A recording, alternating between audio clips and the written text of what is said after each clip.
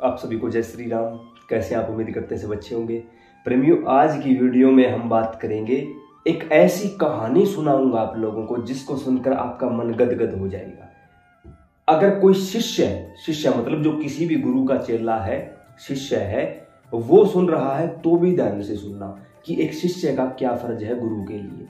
और अगर कोई गुरु इस वीडियो को देख रहा है तो भी आप ध्यान से सुनना। प्रार्थना वैसे गुरु को आदेश नहीं दे सकते हम, आप जो भी हैं जिस भी उम्र में है, आप सिर्फ एक बार मैं प्रार्थना करूंगा कि आप जरूर सुने इस वीडियो को। मेरा बड़ा मन है ये भाव आप लोगों के सामने रखने का कि गुरु और शिष्य का नाता क्या होता है, शिष्य का गुरु के प्रति और गुरु का शिष्य के प्रति क्या स्नेह होता है, क्या आदर होता है, क्या मान सम्मान होता है और क्या कर्तव्य होता है।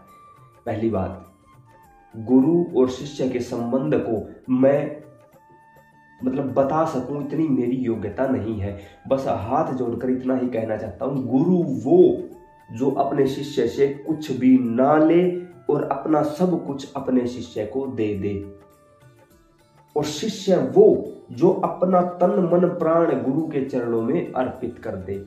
हरदम हीरा लाल है। आहा, ये सच्चाई है। आती जाती जो श्वास है वो अनमोल है, और एक एक श्वास को गिन गिन गुरु को सौंप। भाई, जो भी श्वास है उनको गुरु को सौंप दे। बस ये शिष्य के का कर्तव्य है, फर्ज भी है शिष्य का। तो एक बार एक गुरु महाराज थे, उनके एक शिष्य थे। अब वो शिष्य अपने गुरु महाराज से बढ़कर किसी चीज को नहीं मानते थे। वो गुरु महाराज की हर बात को मानते थे, लेकिन जब गुरु बोलते ना कि आचार्य सभी गुरुदेव हैं, सभी गुरुदेवों की बात माननी चाहिए। भरत जी महाराज ने भी तो यही बात कही है। श्री रामचरितमानस में गोस्वामी तुलसीदास जी ने स्पष्ट तौर पर लिखा है कि भरत जी जब प्रभु श्री राम की तरफ जा रहे हैं तो मार्ग में जितने भी संत मिले उनके चरणों में साष्टांग दंडवत प्रणाम करते हुए जा रहे हैं कि आचार्य सभी गुरुदेव हैं। सभी गुरुदेव जिनसे सीखने को मिला वो गुरु हैं सारे। तो जो गुरुदेव थे उनके मन में ये थोड़ी सी शंका थी कि यार ये शिष्य इतना पहुंचा हुआ है, इतनी मेरी हर बात को मानता है, लेकिन एक बात नहीं मानता कि आचार्य सभी गुरुदेव हैं, सभी की इज्जत करो। इज्जत तो करता था लेकिन कहना नहीं मानता था, अपने गुरु के अलावा किसी को कुछ नहीं मानता था वो। धीरे धीरे समय बीतता गया। तो एक दिन उस शिष्य को कहीं जाना था, तो गुरु ने कहा ठीक है जा आओ, जब वापिस आओगे तो हमें बैठकर आपसे बात करनी है, हम आपसे कुछ बताना चाहते हैं, कुछ बात करना चाहते हैं, आओगे तो बात करेंगे। उन्होंने कहा ठीक है। अब शिष्य तो चला गया, उन्हें वहां कुछ समय लगा। अब संयोग कुछ ऐसा हुआ कि जब शिष्य वापिस आए तो गुरु महाराज धराधाम को छोड़ चुके थे, और अब जो अन्य वहां पर उनके शिष्य थे वो उनको अंतिम यात्रा के लिए शमशान की तरफ ले जा रहे थे। अब जैसे ही उस शिष्य ने देखा कि ये क्या हुआ, रोक लिया बीच में ही। अब जो अन्य शिष्य थे उन्होंने सोचा भाई गुरु जी का प्रिय शिष्य है ये, और मिलकर अपना दुख प्रकट करना चाहता है, और क्या। जो शव था, जो अर्थी थी, उसको नीचे रखवाया गया, उनको वहां से खोल दिया गया, उनके बंधन कंधे पर डाला, वापिस अपने आश्रम में ले आया। हर कोई देखता रहेगा कि ऐसा तो हो ही नहीं सकता, ये क्या मूर्खतापूर्वक कार्य है। जो अन्य संत थे उन्होंने भी समझाया, अरे गुरु ने क्या यही ज्ञान दिया है, यही मूर्खता है, यही तो अंतिम सत्य है कि एक दिन जाना है, मौत से किसकी रिश्तेदारी है, आज मेरी कल तेरी बारी है। शिष्य किसी के ना सुने, लाकर उसी गद्दी पर विराजमान करवा दिया जहां संत महाराज बैठते थे। उनके पांव पकड़ लिए, रोने लगा दहाड़ मार मार के कि आपने कहा था कि वापिस आओगे तो बात करूंगा, कुछ बात बताऊंगा, वो बात बताए बगैर आप कैसे जा सकते हो। मुझे नहीं पता, मैं जाने नहीं दूंगा जब तक मुझे आप वो बात नहीं बताओगे। अब सामने तो सिर्फ मृत देह बैठी है, वो शिष्य पांव पकड़कर रो रहा है, हद से ज्यादा आंसू बहा दिए उस शिष्य ने। तुरंत कई कई बार, कई कई सदियों में ऐसी घटनाएं घटित होती हैं जब अनहोनी होनी बन जाती है। तुरंत प्रभाव से शिष्य के सर पर गुरु का हाथ आया और कहा, हाँ हमें आपको एक बात बतानी थी, लेकिन उससे पहले हम आपको गले लगाना चाहते हैं। गुरु उठ खड़े हुए, शिष्य को गले लगा लिया और कहा कि तू सच्चा शिष्य है, तू शिष्य नहीं, तू गुरु बनने के लायक है। आज तूने गए हुए परम धाम गए हुए गुरु को वापस ले आया, तू जो प्रकृति का विधान था उस विधान को बदल दिया तूने, और तेरे प्रेम ने, तेरी उस आस्था ने। गुरु गदगद हो गए और शिष्य को हृदय से लगा लिया। उस क्षण समय भी रुक गया कि कितना पवित्र क्षण है। शिष्य ने फिर पांव पकड़ लिए कि कोई अपराध हुआ हो तो क्षमा। संत ने कहा, हम सिर्फ इतनी बात आपको बताना चाहते थे कि आचार्य सभी गुरुदेव हैं, हमारा ही नहीं, हमसे पहले जो और संत हैं उनका भी कहना मानो। सिर्फ इतनी ही बात थी। और गुरु प्रसन्न हुए कि अंतिम क्षणों में हमारे शिष्य ने हमें वहां से भी वापस बुला लिया। ये प्रेम की परम पराकाष्ठा थी जो उस शिष्य ने पार कर दी, अनहोनी को होनी कर दिया। ये होता है गुरु और शिष्य का प्रेम।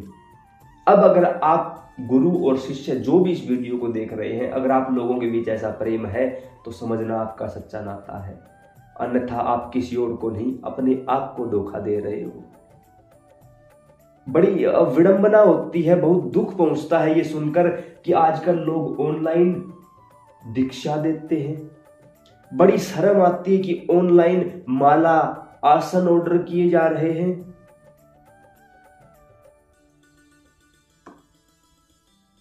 5100, 11,000, 21,000, 51,000 रुपए की गुरु दक्षिणा दी जा रही है।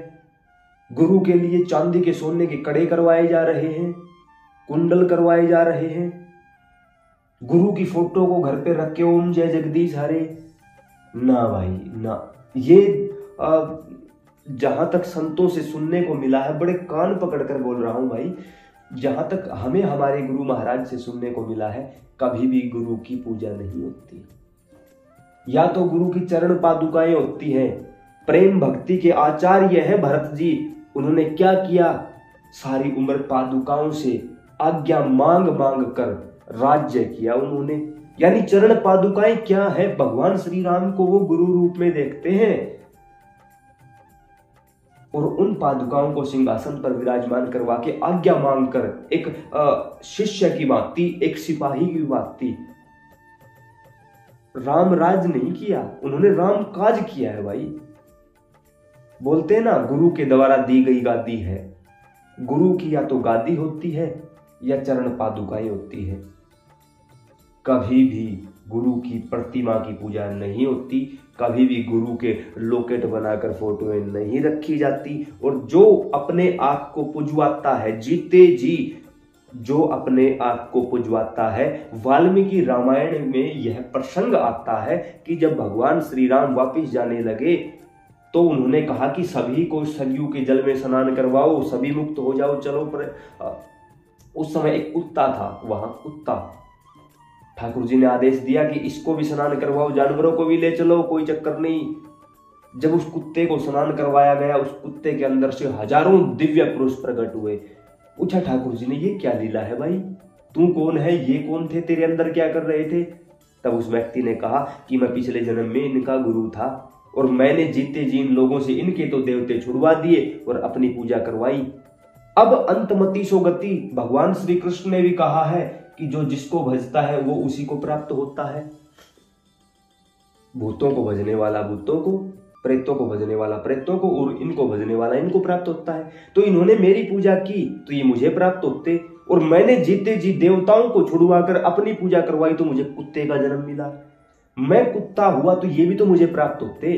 तो इसी कारण मेरे शरीर में जख्म हुआ और ये उसके अंदर कीड़े बनकर पैदा हुए, तो ये सभी मेरे अंदर कीड़े थे। तो इसी प्रकार जो खुद की पूजा करवाता है वो कुत्ता बनता है और जो उसकी पूजा करते हैं वो कीड़े बनते हैं। लेकिन याद रखना, ये त्रेता युग नहीं, ये कलयुग है। यहाँ पर कोई राम नहीं आने वाले जो आपको सरयू के रास्ते मुक्त करवा देंगे। आप अपने आप को भी धोखा दे रहे हो, आप अपने शिष्यों को भी धोखा दे रहे हो।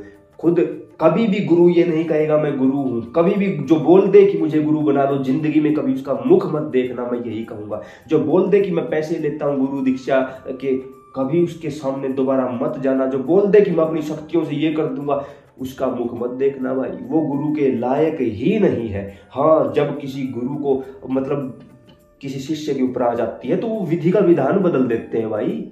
गुरु गुरु होते हैं, लेकिन वो गुरु गुरु नहीं होते जो आजकल आप लोगों के और हमारे सामने हैं। मैं नाम नहीं ले रहा, फिर भी मुझे पता आप सभी समझ गए हम किसी और इशारा कर रहे हैं। अगर किसी को बात बुरी लगे 1000 बार मान जाना भाई, 1000 बार मान जाना, लेकिन गुरु और शिष्य का वो पवित्र नाता है, प्रेम सगाई गुरु ने कराई।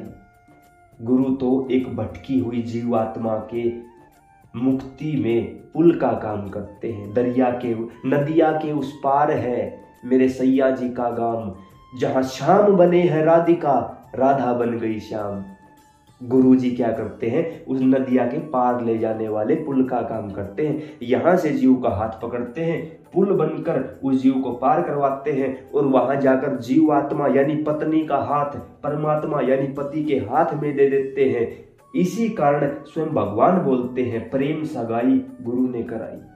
गुरु तो वो हैं जो जन्म जन्मांतर से भटकी हुई जीवात्मा को परमात्मा के हाथों में सौंपकर स्वयं निश्चिंत हो जाते हैं और अपने आप पर गर्व महसूस करते हैं कि आज मेरा एक शिष्य परमात्मा के धाम चला गया। वहां जाकर गुरु प्रसन्न हो जाता है, प्रसन्न हो जाता है। बस कुछ लोग बोलते हैं गुरु की क्या सेवा कर, गुरु की सेवा नाम दे आइए।